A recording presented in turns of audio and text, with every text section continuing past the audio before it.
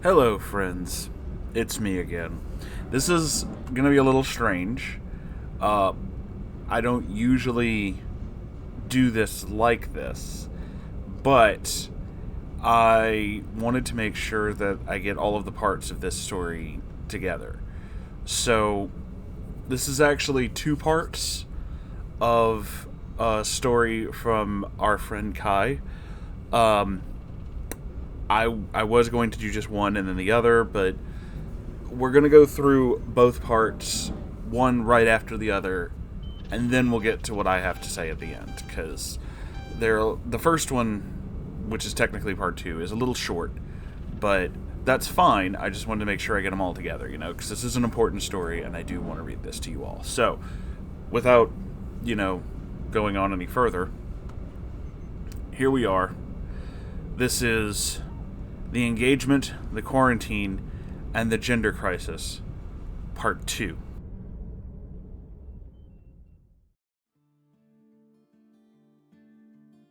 Warning here at the beginning. Talk of certain things that I'm not sure if I'm allowed to say on YouTube. Let's just call it self-ending and depression. I can't pick out any particular thing CJ said, but he was a bit emotionally manipulative. He, unfortunately, had some pretty bad depression for a long time that I genuinely wanted to and tried to help him with, but he outright refused to go to therapy anytime I suggested it. When I made small mistakes or did things that he didn't like, CJ would tell me how depressed and self-ending he felt, and say that he was a massive burden on me, and that I should, quote, find someone better, and things like that.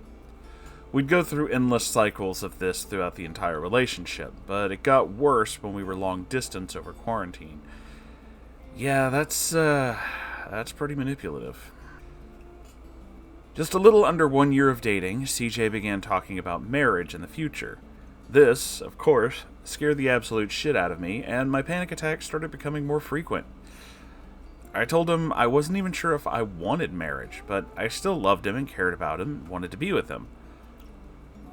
Over the next few months, he'd talk about rings, proposals, the wedding, and our future house and pets. I was enthusiastic about the house and pets, so I thought I'd try giving the idea of marriage a chance. We got really into planning and the what-ifs of it all, but CJ would start fake proposing to me at random moments to gauge my reaction. Oh boy. Every time, I'd begin to panic in a bad way, and he'd laugh, saying that he wasn't serious unless I said yes. Eventually, he had the idea of me proposing to him whenever I'm ready, so I could stop freaking out. I agreed, and in February of 2020, I did propose. I got him a ring and everything. He was over the moon excited about it, and called everyone to tell them. We started to make plans for him to move to the US, but then the global pandemic started. I was locked away in my little apartment until I eventually decided to move home at the end of March to finish my college work remotely from there. It was a mess and a nightmare. CJ and I were separated by 3,000 miles. June came, I graduated college unceremoniously, while I scrambled to find a job. Thankfully I did. CJ was saving up money to move to the US when suddenly he just quit his job one day. When I asked what happened, he told me that it was draining the life out of me and making me want to self-end. Obviously, you shouldn't work somewhere that's straining your mental health so much, but he quit without warning or another job set up. I begged him to go to therapy and to try to find a new job, but he just kept procrastinating. Oh boy, so that's the end of part 2. Let's move on to part 3. Another warning, for even more talk of... we're far enough in the video, I can say these things. For even more talk of suicide and depression, you get the idea. Things are starting to get worse. CJ procrastinated a lot during our relationship, including putting off applying for a visa to get to the US. What took him 6 months to get to, it took me 30 minutes to do the research on and get him set up to start the process. And he still didn't do it. We even tried a marriage visa and a virtual wedding, but I'm so thankful that my parents stopped me from doing that. So then, CJ had the idea of me to move back to the UK. I wasn't thrilled about it, but it meant that I could be with my soulmate, right? So I started scrambling to find a UK job to sponsor me. Well, no such luck during a pandemic. In the middle of all this, I started reading fan fiction and drawing fan art again to de-stress. Don't judge, it's a coping mechanism that works for me. I literally started this channel by reading fan fiction, so I'm not judging, and I'm sure that you're much better than some of the stuff I've read. Well, then I started posting some of the drawing process to TikTok and Twitter, and got a lot of positive attention from the fan bases.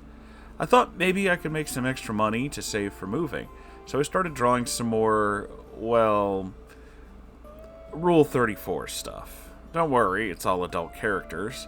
I enjoy making art that others loved, until CJ found my fan art accounts. Oh boy, here we go. CJ had a habit of stalking all of my social media at all hours of the day.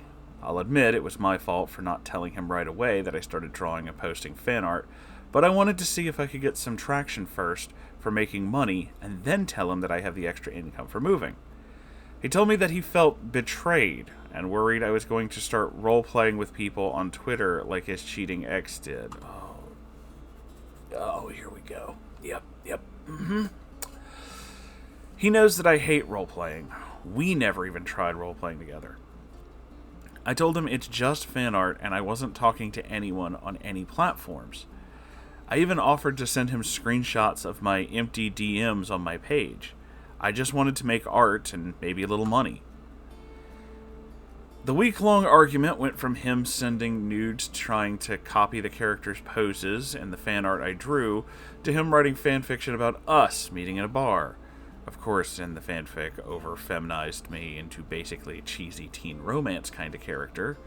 Lovely. To him straight up demanding I deactivate my TikTok and Twitter accounts. Wow. And then he asked me, "Do you not love me anymore?" This fucking boy. Yep. It was that question that shattered me.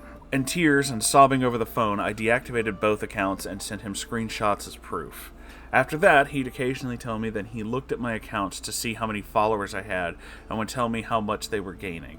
He did this for several weeks, almost like he was holding my art hostage and reminding me how badly I messed up.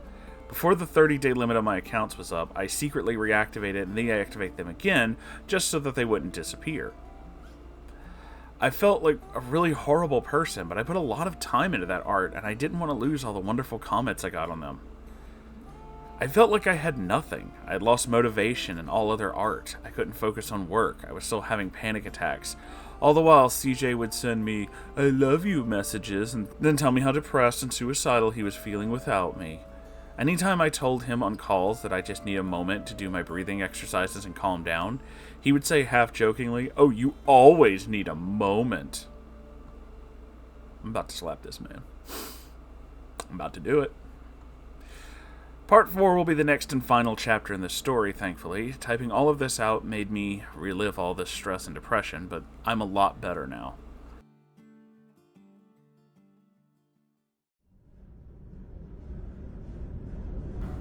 Okay.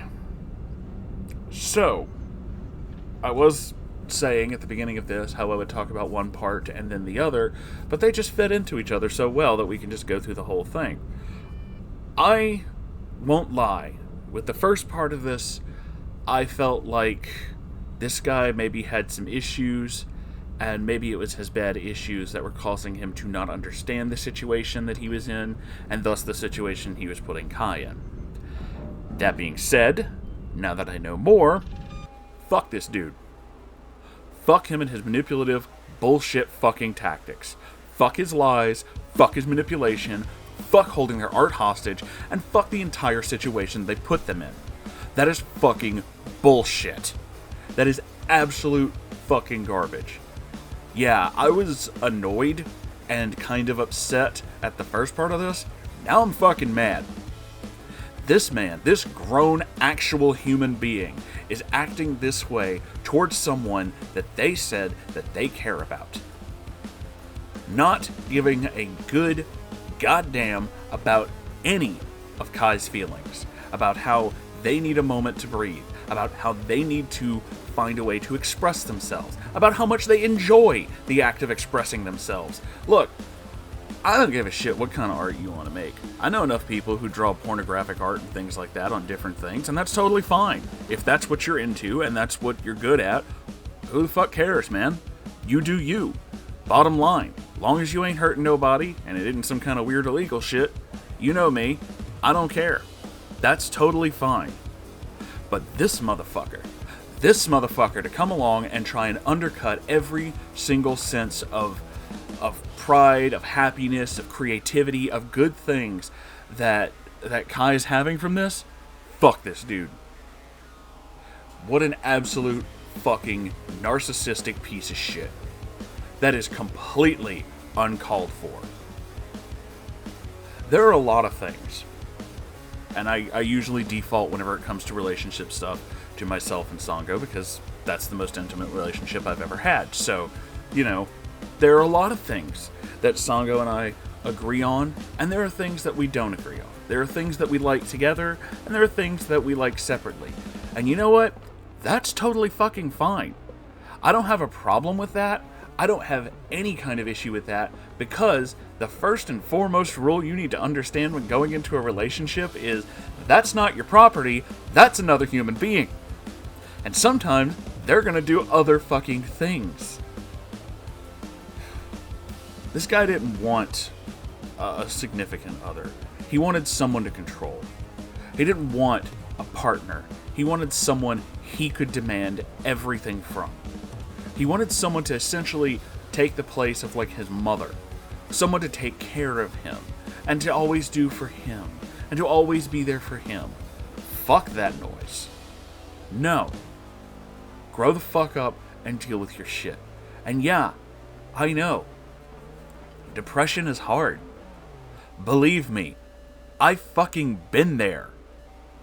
I was in a point with my depression so bad that, yeah, I was in the same kind of mentality where I thought ending things, like myself, would be a good idea. It's fucking not. I was also so depressed that I also used to drink incredibly heavily. I don't anymore, but that's because I realized that these things, I don't really fucking want that out of my life. And I need to take the steps to make it better.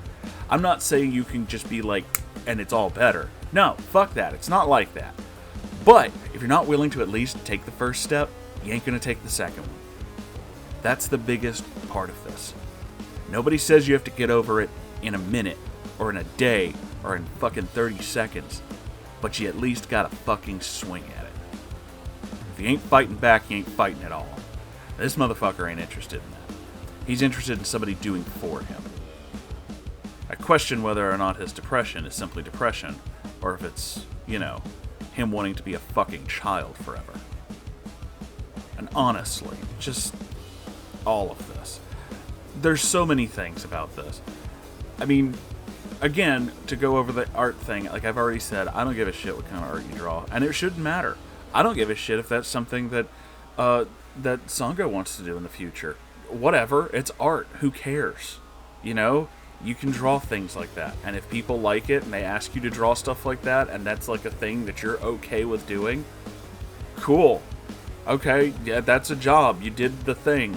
Right on. It's not like you're literally having to do anything with this person. You're just making a product for them. Like, his mentality about Kai drawing this stuff and then being like, oh, well, it's like you're, you know, doing something horrible with them. This is like saying that anyone who has ever worked in a factory in which they make, you know, like sex toys, that they're having sex with everyone who's ever used one of those toys. That is fucking insanity, sir. That is absolutely not how that works. You actual psycho. No. Wrong. And again, wrong. But the part that really gets with me is that one specific line about how, I'm quoting, He told me he felt betrayed and worried I was going to start role-playing with people on Twitter like his cheating ex did. That's manipulation. That's straight-out fucking manipulation. Like, you know that this isn't the same person. And I know that sometimes that's hard to get over.